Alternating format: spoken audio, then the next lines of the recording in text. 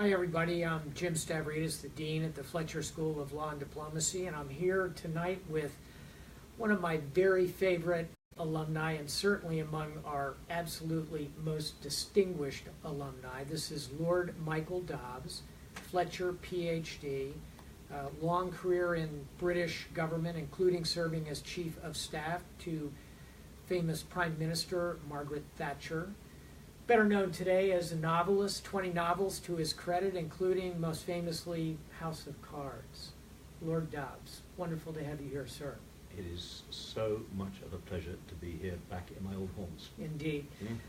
Well, speaking of haunting, one could sort of say that House of Cards, entirely fiction, is a bit of a haunting American politics these days. How would you compare the House of Cards you wrote about so brilliantly with today's government in Washington?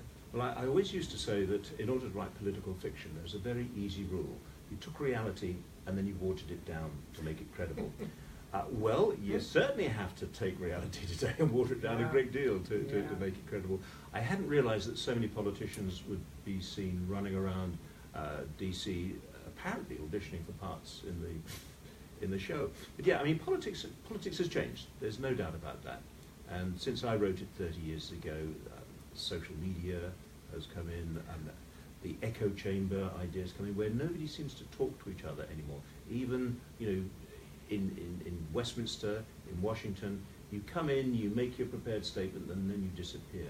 Yeah. And we have lost that, and I think it's been very damaging. We have lost that old ability to talk to those with whom we don't agree. I'll just add a factor, if I may, which is the 24-hour news cycle. So here we are in my office, and I can look up on a couple different screens and see the first indictments coming out of the Mueller investigation in real time. And that breathlessness of the cycle doesn't lend itself to stepping back, having a conversation, having a glass of whiskey together the way Reagan and Tip O'Neill did. I agree entirely. It's one of the reasons why I was so glad to come back to Fletcher, to get out of Westminster and the House of Lords, where I do, I spend a lot of my week, to come back here and to regain a perspective on current events. And it's so important, and it teaches you the sort of things that I learnt here, and I'm learning again while I'm trying to teach here. It's really helpful in a very practical political manner. I'm sure. I'm often asked, well, why should I study international relations by students or prospective students? And I often tell them, you should study it because it's the novel that never ends. In fact, the worst thing about dying is that you, maybe not the worst thing, but among the worst things, are that you never know how the stories come out. Does Putin stay in Ukraine? Is Xi become as great as Mao Zedong? What happens with the Iran deal? These are fascinating storylines, but if you pass from the scene, you never see them end. One thing that seems to repeat itself over and over again is the rise of great personalities in people.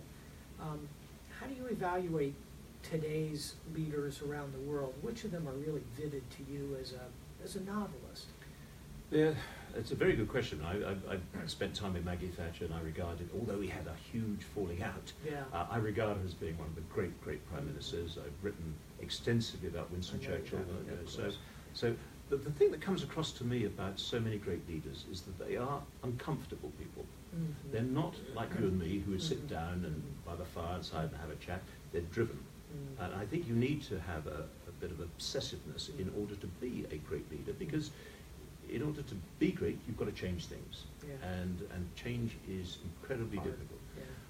Today, I see leaders who might end up being great. You mentioned Xi, but I think that China has a lot of internal problems right now that he's going to have a huge amount of difficulty in dealing with.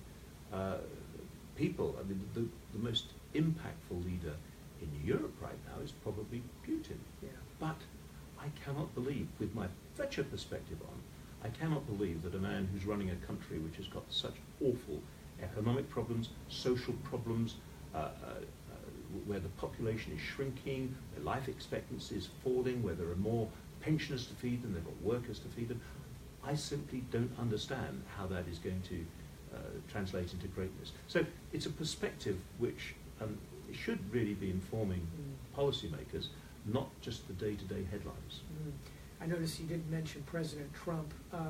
I think he is certainly a vivid leader, but the young leader who jumps out at me is Emmanuel Macron in France. And he's not barely 40, and yet he's created a movement. He's walked away from established political parties. He's had a bit of a rocky start, but I think he's starting to trend upward. How does he figure into the European landscape? Well, he's potentially incredibly important. I have to say that being president of France has not been a bed of roses over the last few decades, and most presidents have ended up not being able to achieve what they wanted to achieve. But he certainly has a vision. He certainly has a sense of direction where he wants to take France, and indeed wants to take Europe. So if he's able to fulfill much of that, we will be in a different place in 5 years' time than we are today. But again, perspective suggests that, he's able to talk the talk, and and talking the talk is very important because it enthuses people, it gives them a sense of vision, and sometimes a sense of patience. They know where they're going. French presidents have found it very difficult to walk the walk as well, and actually to deliver. So I wish him well. Wait and see. Yeah. What's that wonderful book, 2,000 Years of Annoying the French? It's the story of Great Britain. Well, that brings us, I think, to your nation and the Brexit. I know you were a supporter of Brexit. You lay out a very coherent intellectual case for it. I think in the end, much of the decision was actually emotional. My question would be, do you think there's any chance that it could be reversed, or is it irreversible, that within 2-3 years this will be a done deal and the UK will be out of Europe? I'm not sure there necessarily will be a done deal, in the sense that the EU at the moment is being extremely hostile and very difficult about making this process work. I don't think it feels it's in its own interest to make this process work. Would like to be able to treat Britain as it treated Greece. But is there any chance of it being reversed? Well, you never say never in politics, but I don't see it as being a very, very small chance. But there's one thing I want to emphasize, Jim, that this is not Britain turning in on itself. If it were to do that, it would be a disaster. This is Britain regaining the flexibility that it wants, and it's a different nation, not only culturally, but economically too. We are service-based. Our market is global. And it's got to end up with Britain being much more outward-looking than it's able to be as a member of the EU. I'm a passionate European. Being a passionate European does not equate with loving the institution of the European Union, which has huge numbers of flaws, which I'm afraid are getting more and more irreversible. And this is why I actually hope that Macron, with his fresh view, can come in and shake things up, because they desperately need shaking up. I agree. Well, to round out our conversation, I think we have to at least say a word about the United States. You've now spent a couple of weeks here with us, and I thank you for doing that. What's your assessment as you look at the Trump presidency so far? We're 9 months into it. It's still early days. He has many critics here in the United States. He also has a passionate, hardcore 1/3 of the country that continue to support him through thick and thin. How's it come out? Well, look, I wish America well, because without a strong and decisive America, then the rest of the democratic world is in trouble. So I'm always cautious about what I say about President Trump and getting involved in that. It does seem to me that I've always felt that his lack of experience in Washington and in politics would be a huge problem, because it's a matter of making the machine work for you as president, pulling a lever and knowing that the actions that you required in pulling that lever are going to happen. I think there's a very good case for saying that he's having right now a terribly difficult time of getting what he wants done. But there's one other perspective that I want to offer, because I keep hearing that America is more politically divided now than it has ever been in people's memory. And this is one of the things I've been discussing with the classes here at Fletcher. It's not.